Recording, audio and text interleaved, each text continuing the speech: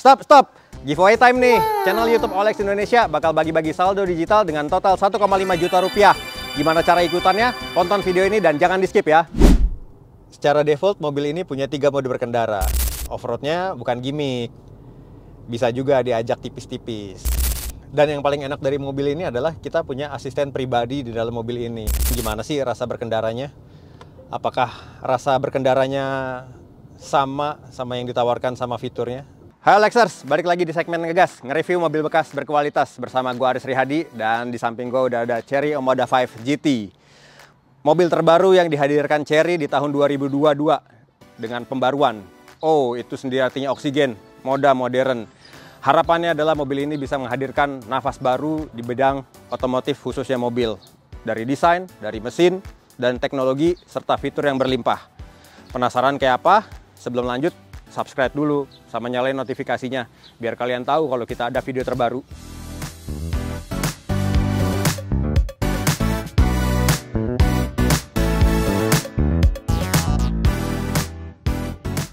Di bagian kap nih tertulis dengan jelas Omoda, yang menandakan mobil ini adalah Chery Omoda GT5 varian tertinggi, beda sama varian di bawahnya. Kalau yang varian di bawahnya tuh logo Chery-nya di sini nih. Sekarang logo Chery itu udah diganti sama kamera 360. Modern sih, diamond gitu, cuman kalau untuk yang penderita trypophobia kayaknya agak gimana gitu, geli-geli gitu ya, bolong-bolong. Untuk melambangkan mobil ini beda sendiri, dan varian tertinggi di bawahnya nih udah ada aksen orange yang melingkar di seluruh bodinya. Sementara lampunya nih LED DRL yang bisa jadi sen sekuensial, jadi kalau sennya dinyalain dia bakal lari-lari tuh kayak mobil mewah. Di bawahnya lampunya udah LED semua, lampu dekat, lampu jauh, sama fog lamp. Cakep, udah kayak mobil-mobil sekarang lah, keren. Menurut kalian gimana? Oke nggak?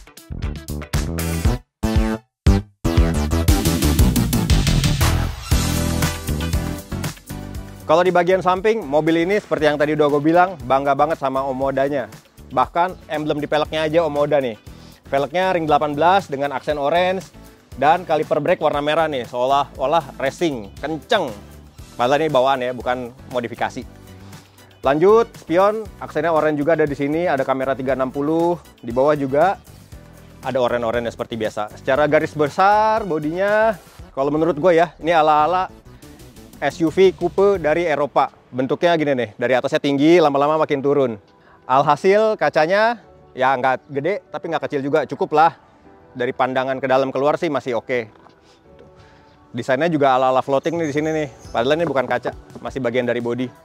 Ada yang suka, ada yang enggak. Kalau dari bagian depan digabungin sama sampingnya, menurut gua masih nyambung sih bahasa desainnya.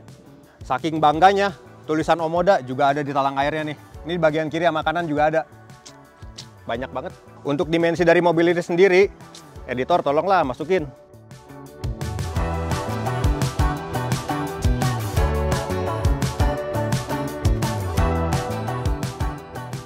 Buka bagasinya nih, nggak kayak di Honda HR-V yang masih manual, pencet doang. Kalau ini bisa.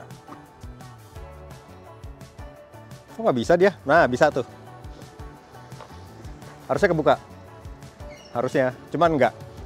Coba kita lagi. 2000 years later. Nah, bisa nih.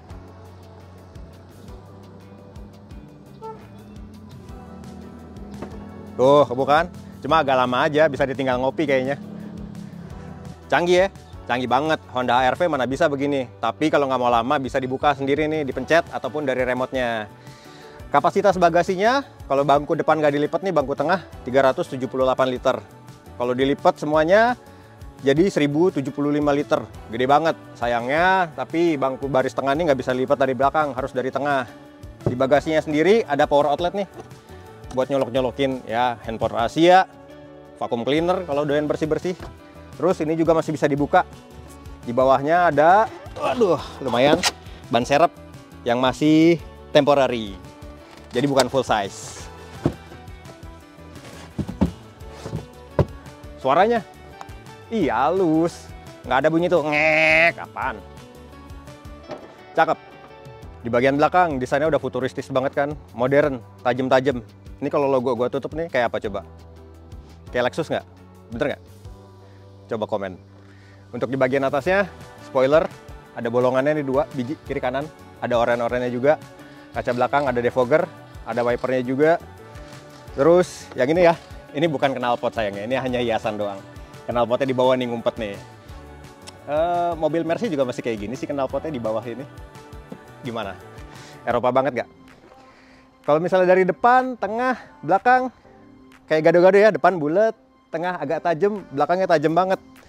Desainernya yang depan siapa, tengah siapa, belakang siapa, kayaknya beda-beda. Gimana? Bener gak? Untuk desain lampunya tadi yang gue bilang tajam-tajam. Lampunya udah panjang nih, dari kiri ke kanan atau kanan ke kiri, terserah lo lihatnya dari mana. Udah LED semua yang pastinya sebagai mobil zaman sekarang yang modern. Di bawahnya ada kamera yang bisa jadi kamera parkir dan kamera 360. Di bawahnya lagi ada logo dong, Omoda 5GT. Jangan sampai salah nih mobilnya. Sebelahnya ada 290T yang artinya torsi mobil ini 290 Nm. Sekarang kita cek mesinnya yuk.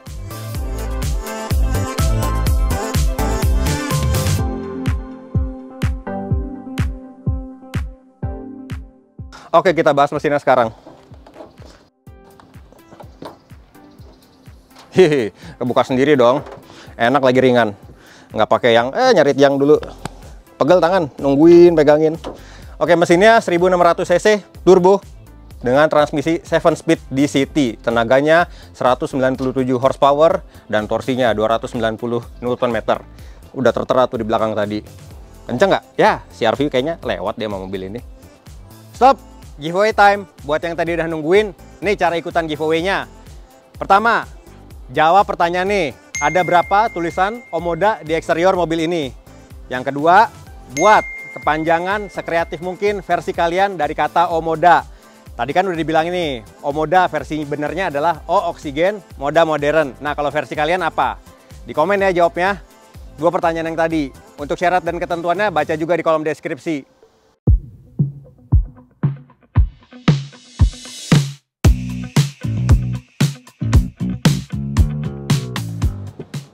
Oke, kita masuk ke interior.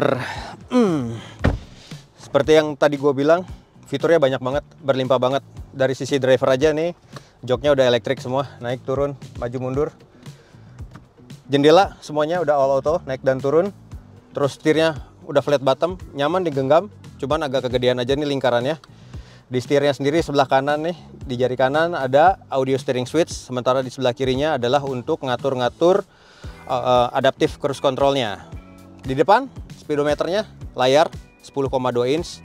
Di sebelahnya juga ada head unit touchscreen 10,2 inch dengan Apple CarPlay dan Android Auto.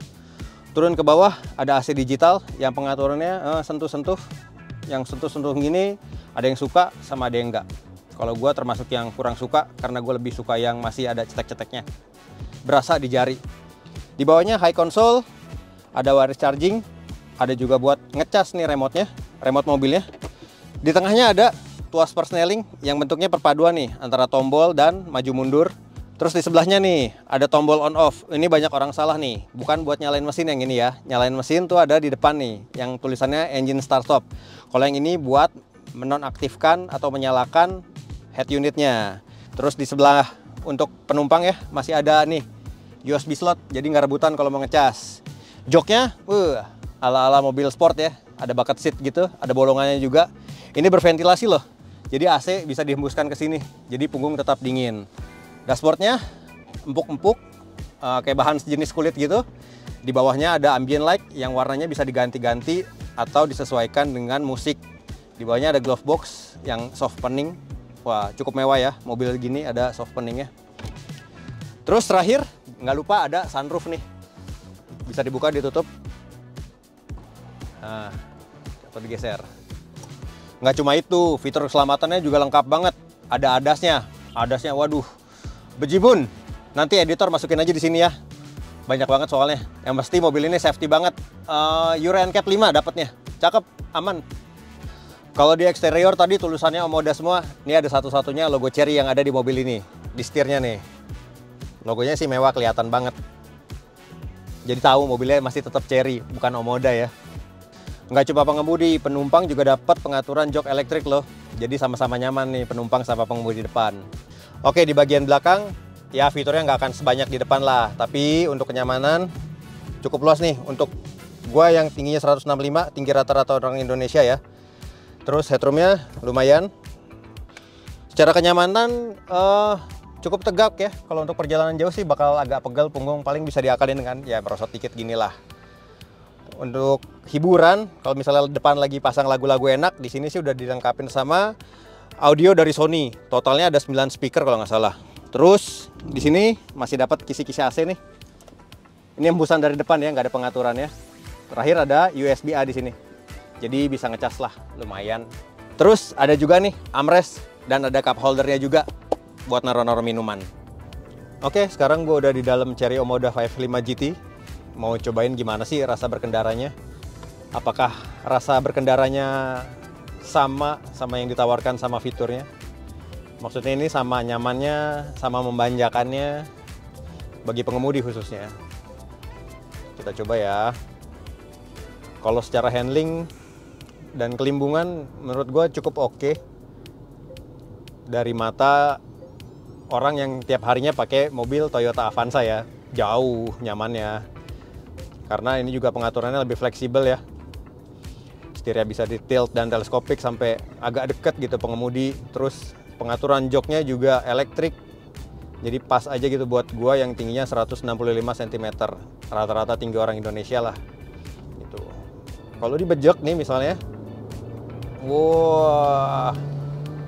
Boleh juga tenaganya. Cuman di awal-awal tuh agak lemot yang nggak langsung naik gitu.